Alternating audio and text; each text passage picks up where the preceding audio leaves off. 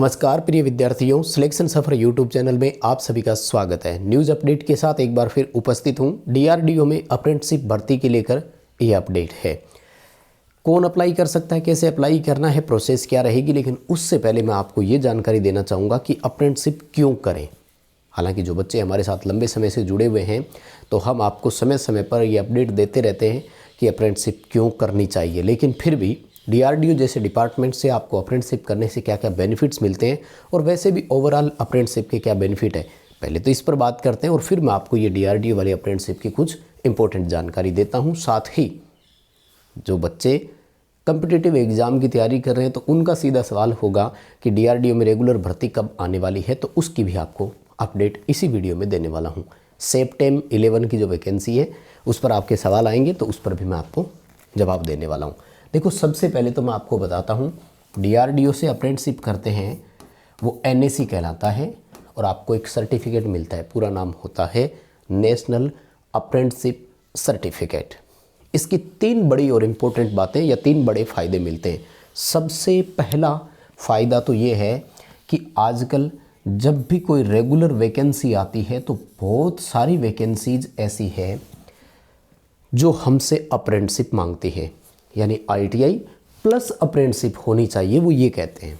अब जिन बच्चों के पास अप्रेंटिसशिप नहीं होती है वो बाहर हो जाते हैं, फॉर्म अप्लाई तक नहीं कर पाते। कॉम्पिटिटिव एग्ज़ाम देना तो दूर की बात, सिलेक्शन होना तो दूर की बात। तो सबसे पहला फ़ायदा ये मिलता है कि वैकेंसी में अगर अप्रेंटिसशिप मांगा जाएगा तो हम एलिजिबल होंगे और हम भी फॉर्म अप्लाई कर सकेंगे, नहीं तो रेस से बाहर योग्यता में ही हो गए, बाकी तो बाद की बात है। सेकंड इम्पोर्टेंट पॉइंट ये है कि अभी भारत सरकार का एक आदेश आ चुका है और अप्रेंटिसशिप को ना एक्सपीरियंस में काउंट करने लग गए हैं 1 ईयर का।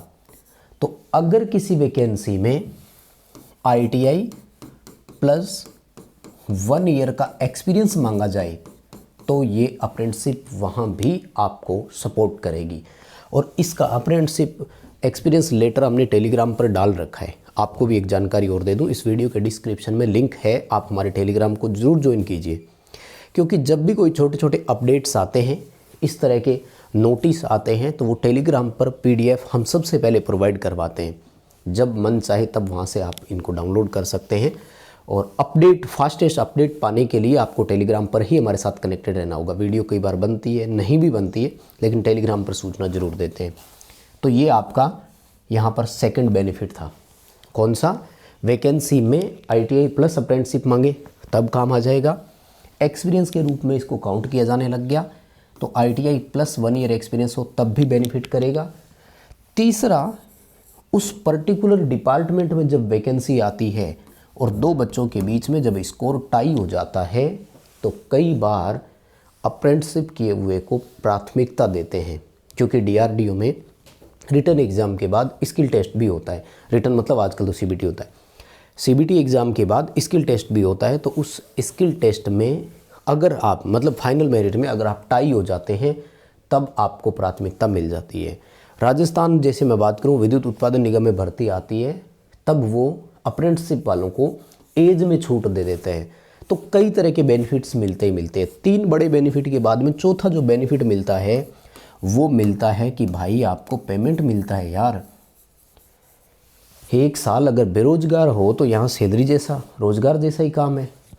अलग अलग होता है अप्रेंटिसशिप में, 7700 से लेकर 8050 रुपये जनरली होते हैं और कुछ जगह 11500 रुपये के आसपास मिलता है। अब अलग अलग है, कम से कम 7700 रुपये तो हर अप्रेंटिसशिप में मिलते हैं, चाहे कहीं से भी कर लो। तो एक साल के लिए थोड़ा बहुत खर्चा पानी आपका चलता रहे, इसमें आप इजीली पढ़ाई कर सकते हैं, कोई कोर्स परचेज करना वो कर सकते हैं, खुद का खर्चा तो चलेगा। तो ये ओवरऑल बेनिफिट होते हैं, इसलिए मैं बोलता हूँ कि अप्रेंटिसशिप करना चाहिए। अप्रेंटिसशिप की एक बड़ी और कमज़ोरी क्या है, आप इसमें 2-4 साल बाद नहीं कर सकते, आईटीआई के तुरंत बाद ही करना चाहो तो ही पॉसिबल होता है। अब आइए इस पर चर्चा करते हैं। ये डीआरडीओ की अप्रेंटिसशिप है। डीआरडीएल होता है, एक पूरा नाम है defence research and development laboratory, जो कि हैदराबाद में है, कंचन बाग में। अब फ़ायदा क्या मिलेगा, जो बच्चे यहाँ जाएंगे ना वो इस लेब को पहले ही समझ जाएंगे। इन फ्यूचर जब आपका सिलेक्शन हो जाता है और स्किल टेस्ट होगा तो वो स्किल टेस्ट इन्हीं लेबोरेटरी में ही होता है और आपको यहीं जाना होता है। अब आप 1 साल इस लेबोरेटरी में घूमे हो, एक एक चीज़ से वहाँ वाकिफ़ होंगे, स्किल टेस्ट देने में आपका कॉन्फिडेंस जो होगा ना वो बहुत अलग होगा। इसलिए मैं सजेशन कर रहा हूँ कि आपको अप्रेंटिसशिप करनी चाहिए, ख़ासतौर से अगर आप हैदराबाद या इसके आसपास से। वैसे तो देखो यार, लोग पढ़ने के लिए अमेरिका चले जाते हैं, विदेश जाते हैं भाई, तो फिर हमें तो हैदराबाद ही तो जाना है। भारत के किसी कोने से हो आप, क्या है, खर्चा पानी खुद का निकलता रहेगा। 1 साल पढ़ाई सही, अप्रेंटिसशिप में कोई काम ज़्यादा करवाया नहीं जाता है, तो साथ में यूँ समझ लो कि आप पढ़ाई कर रहे हो, बस अपने स्टडी करते रहो, यहाँ से अनुभव मिलेगा, सीखने को मिलेगा। अप्रेंटिसशिप के लिए जाना चाहिए, बहुत कुछ सीखने को मिलता है, बहुत सीखते हैं। और घर से बाहर निकलने में वैसे ही देखो आदमी सीखता ही है, तो फिर करना ही है अप्रेंटिसशिप। कौन कौन अप्लाई कर सकता है और कैसे अप्लाई करना है, आ जाओ इस पर।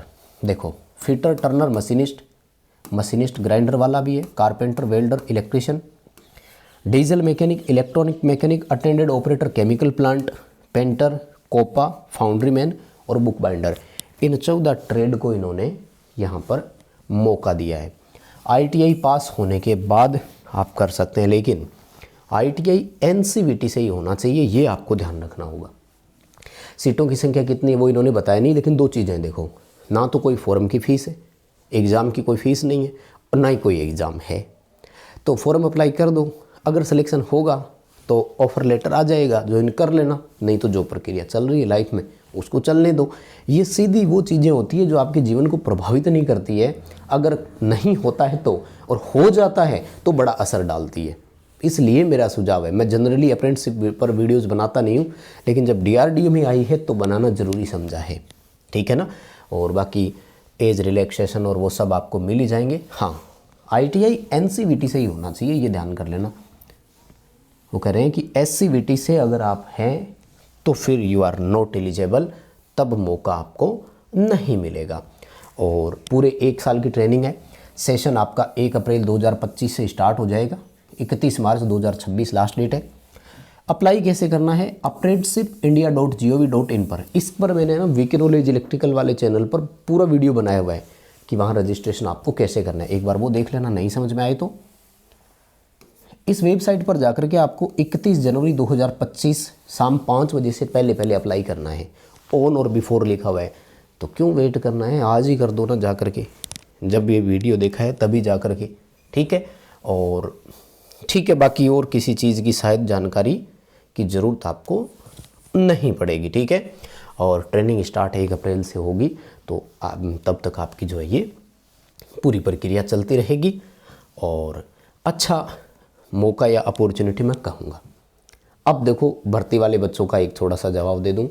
पहले तो देखो, इसके लिए मैंने डिटेल से ना वीके नॉलेज इलेक्ट्रिकल चैनल पर वीडियो बना दिया है, लेकिन दूसरा मैंने DRDO भर्ती को जो सेप्टेम्बर 11 है 2025 की संभावित भर्तियों में इसको शामिल किया है। इसका मतलब आएगी तो सही, कभी भी जारी हो सकता है नोटिफिकेशन, क्योंकि वैकेंसीज क्यू में है, क्यू मतलब लाइन में है, तो पूरी संभावना है भर्ती की। जो बच्चे कम्पिटिटिव एग्ज़ाम की तैयारी कर रहे हैं, बस वो केवल कंटिन्यूटी बनाए रखें, एक्स्ट्रा कुछ भी करना नहीं है, जो चल रहा है उस हिसाब से चलने दो। नोटिफिकेशन आएगा तो वीडियो बनाकर सूचना आपको ज़रूर देंगे। ये वीडियो पहुंचाइए दोस्तों तक, प्लीज़ इस वीडियो को लाइक कीजिएगा और इस चैनल को सब्सक्राइब करें, हमें सपोर्ट करें। बहुत धन्यवाद।